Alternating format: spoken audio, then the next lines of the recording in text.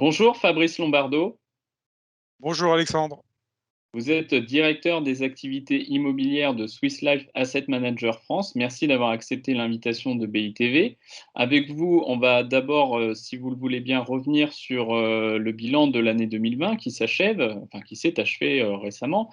À combien s'élèvent les investissements réalisés par SLAM France pour cette année 2020?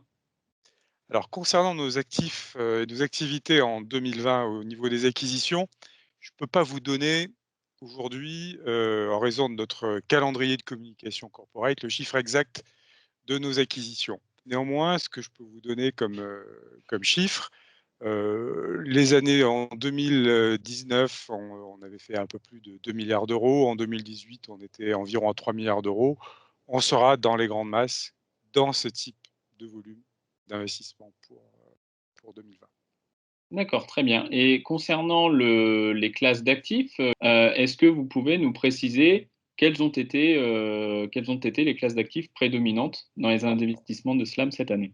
Bien sûr, 2 classes d'actifs qui ont été prédominantes et on pourra peut-être en parler un peu après sur les tendances, hein, puisqu'on va poursuivre ça. Il y a eu bien sûr, je vais dire, la classe d'actifs traditionnelle qui est le bureau, qui est une classe d'actifs aussi assez dominante. Mais une autre de nos classes d'actifs traditionnelles a été le résidentiel, sur lequel nous avons été particulièrement actifs à l'acquisition cette année.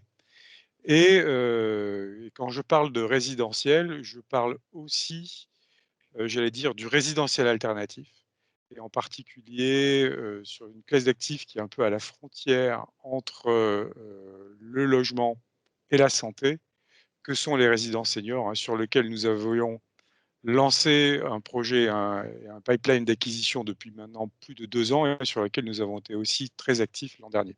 Donc on va voir, en gros, on a vraiment ces 2 classes d'actifs importantes que sont le bureau et le logement.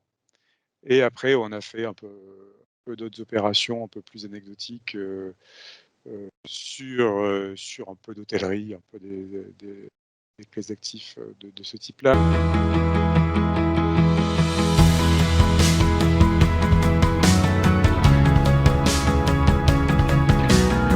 Sur le bureau, il y a une opération qui a été, un peu emblématique, c'est celle du campus Engie, qui a été redimensionné, justement par Engie, par rapport au contexte, de télétravail, lié au coronavirus. Est-ce que ce contexte-là particulier, aurait-il pu, avoir raison finalement de ce deal? Ce que je peux vous dire, c'est que ce contexte a eu des impacts sur l'opération, puisque l'opération a été revue à la baisse, en lien entre à la fois le promoteur Nexity, le futur preneur Engie et les investisseurs que nous représentons, Swiss Life Asset Managers, dans le sens où on partait sur un campus de 6 immeubles différents. On est redescendu à 4, on avait plus de 130 000 m² de surface, on est redescendu à 94 000 m². Donc vous voyez, donc là, je veux dire, l'impact de la crise sanitaire, c'est pas la question. Est-ce que l'impact aurait pu avoir un impact? La crise sanitaire a eu un impact. Alors, il n'a jamais été question de remettre toute l'opération en jeu. La question a été de travailler sur comment est-ce qu'on définit l'opération aux besoins du futur preneur. Donc ça a vraiment été ce travail-là qui a été fait, mais ça n'a pas été de dire: «Non, on laisse tomber, on ne fait pas l'opération». On a toujours été dans ce contexte de travail sur ces immeubles d'excellente qualité. Et alors justement, aujourd'hui, par rapport à la grille de lecture que vous pouvez avoir pour, vos futurs investissements, quelle est-elle? Quelles sont, vos convictions, votre avis par rapport, au marché à la fois donc du bureau, du résidentiel, qui sont vos classes, prédominantes? Alors si, il y a 2 axes sur lesquels on peut raisonner. Premièrement, qui est j'allais dire la diversification géographique et après les stratégies sectorielles. Sur la diversification géographique, on voit que malgré tout, la diversification apporte une véritable, un véritable amortisseur puisque, ben, les immeubles en Allemagne ont plutôt mieux performé. Vous voyez, donc là, on est vraiment dans la poursuite de la stratégie de diversification, j'allais dire régionale.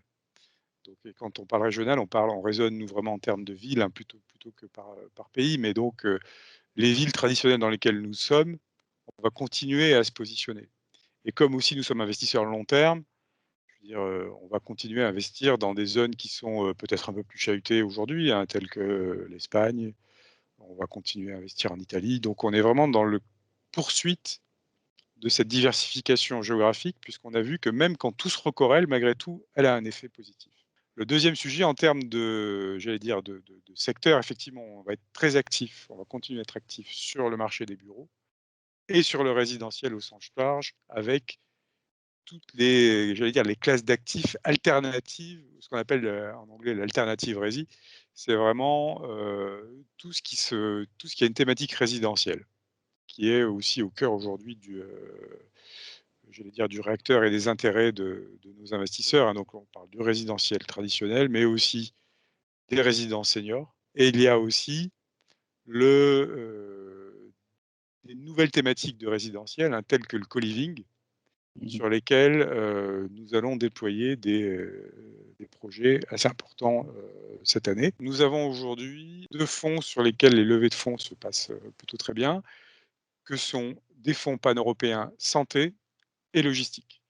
Et donc aujourd'hui sur la santé, nous allons être assez actifs, hein. Nous l'avons été en 2020 et nous le serons en 2021 avec ciblé des opérations aussi bien en France, mais en Italie, en Espagne.